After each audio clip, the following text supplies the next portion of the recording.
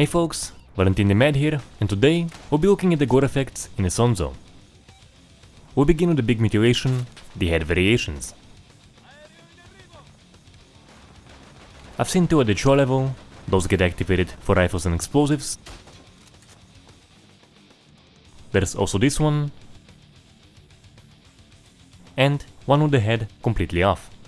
The latter two, if I'm not mistaken, can only get activated by explosives. You have the very mangled variation. And as for limbs, there are 2 points of amputation for each one. The looks are generally okay, and I do like the stump for the knee level. You also have the non-dismembering overlay activated around the point of amputation to smoothen the transition. The issue is, if multiple limbs are removed, you only have it around one and the results can look a little odd. As for the non-dismembering damage, the response is pretty much what we had in Verdun. So, there is an overlay of blood on the character, and part of it gets revealed at the point of impact, with it fading away at the edges.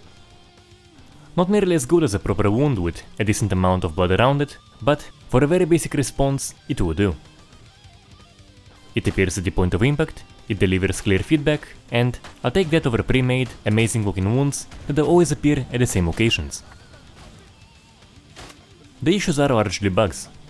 So we have weed eyes for headshots at the moment, if a variation isn't activated. Sometimes wounds don't appear.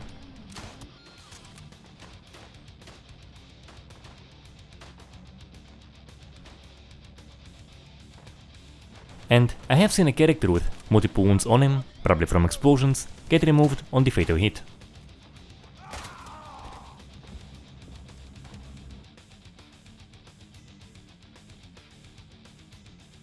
Now I was wondering, what if the blood overlay itself was just entirely soaked red and the review would be in interesting patterns? So, still no hole, same mechanic, but more focus on the review pattern.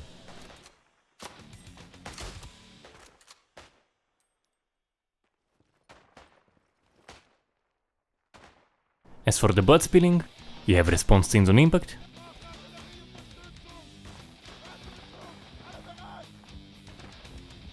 And there is bleeding. Unlike previous games in the series, it is functional too. So, if a hit made you bleed, either you or a teammate have to patch you up. If you get bandaged by a teammate, that will restore your health. Not exactly realistic. Here's how much me and one other guy bled while bandaging each other. In my opinion though, it would do, and it is way preferable to the Wolverine style health regeneration in cover. Don't worry though, there very much are actual issues. So, first up, the visual bleeding lasts only for 10 seconds. If the character keeps bleeding beyond that, you just don't have that visually.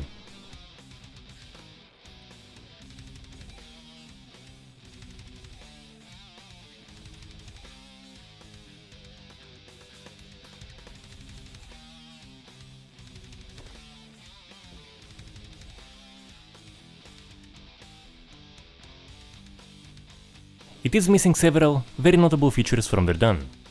There are no blood pools, big issue for the aftermath, especially when it comes to dismemberment.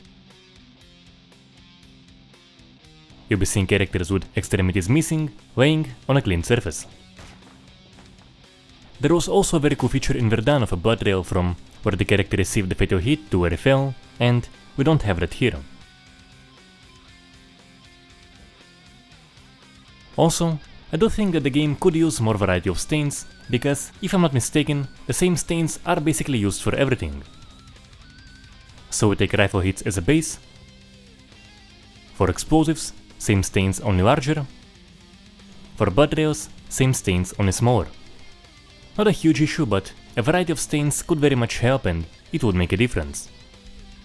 Also, if there was ever a game that needed special blood pools for slopes, it's definitely this one. As for the aftermath, it's very much like what we have in Verdun. So, decently high thresholds for blood and bodies on the ultra setting of Gore. You will have stuff vanish in front of you, but lack of blood pools aside, there very much will be a sense of an aftermath.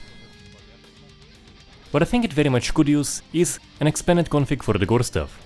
So first up, control over how much blood and how many bodies can stay, with the ability to push it further. An option to tie the visual bleeding to the state of the character. I can understand the reason for the 10-second limitation, but if your PC can handle it, why not have it? And perhaps even configs for the post-mortal blood trails, like seeing a blood trail from every single stump of every single torn extremity. Of course, have it all come with the warning of a performance impact. I probably can't push it much further now, but PCs do get better, and when a game is good, which Isonzo is, people will be coming back to it years and even decades after release. I could definitely push Verdun now for much messier aftermath, but I don't have that option.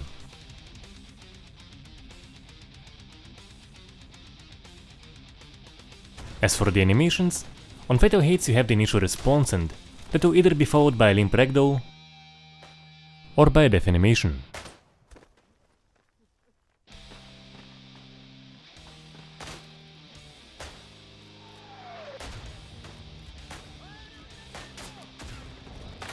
The ragdoll is kind of a hit or miss. Sometimes it really can deliver a very cool looking result when a character gets sent flying by a grenade or when it's tumbling down a hill.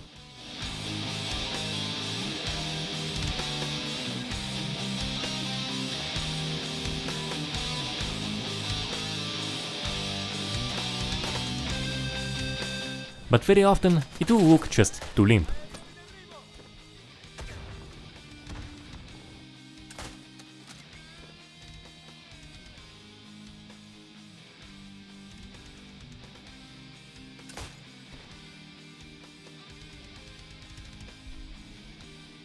As for the death animations, we have some issues here too. So, if you remember Verdun, you'll definitely recognize those animations. Those are all from Verdun, but unlike Verdun, they aren't all that long. The longest I've seen them go is about 10 seconds, compared to what we had there, which was 1 or 2 minutes. So, this aspect really needs some very notable enhancements, proper animations of its own, and an option to let them last longer. Once again, an enhanced Gore character response config would very much come handy here. In conclusion, in some aspects, what we have is a facelift. The stumps, new looks for the overlay, the new head variations are great, we have the addition of functional bleeding, which is very much welcomed, but it does feel somewhat downgraded over Verdun. Particularly with the lack of blood pools, which is a very notable issue for the aftermath, and the shorter death animations. Having the latter used is also not great. So, currently, it will deliver many great moments, some very impactful ones, but it is not quite there.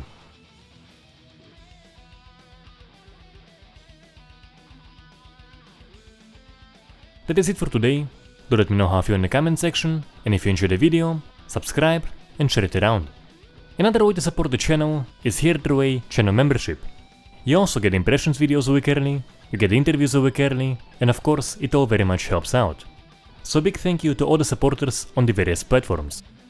Also, if you like the music you hear in the intro, outro and in the background, the YouTube and Spotify playlists are in the description. Until next time!